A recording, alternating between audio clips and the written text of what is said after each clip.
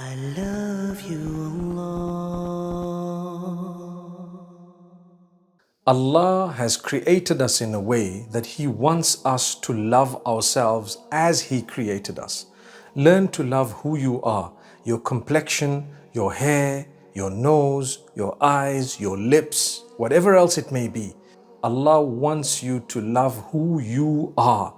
And Allah does not want you to be enslaved by people in a way that you feel you have to meet certain requirements in order to be accepted by others. Remember, if you are under pressure to perhaps paint your face in a certain way in order to be considered okay in your circle, then that circle has dictated the pace when Allah says, be who you are. So someone asked me about filters and they said, is it okay to use filters in Islam? Now remember, there are so many types of filters. Some of them convert you into animals. Avoid those. Some of them convert you into a clown or something strange and silly.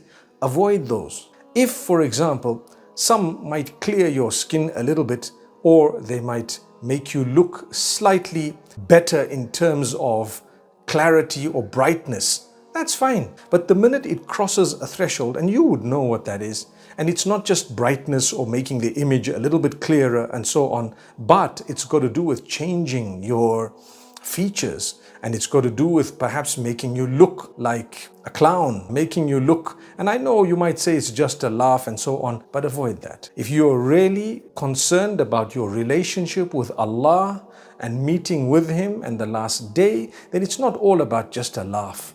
If it is something that perhaps Allah may not be happy with, or that might not be something you'd be proud of on the Day of Judgment, avoid it. Stay away from it. You don't need it by the will of Allah subhanahu wa ta'ala. So we've seen a lot of people who are so embarrassed about themselves that they hate themselves unless they were to paint their faces or unless they were to have filters that don't show exactly who they are. Is that not a form of enslavement? Think about it. Where did that happen? And when did it happen? Over the last few decades, we've actually become so conscious of trends.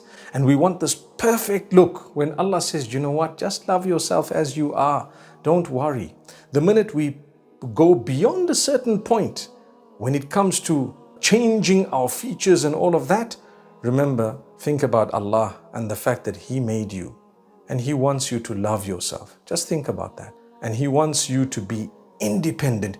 He wants you to be liberated from the shackles that have been placed by whether it is society, community, the trends around us, whatever it may be, social media. So a truly liberated male or female is the one who can actually be themselves, completely come out in the open and just be themselves. Islam teaches us you are as Allah created you, and that's what you should love. And that's the reason why Islam tells you to just cover yourself so that no one judges you based on things.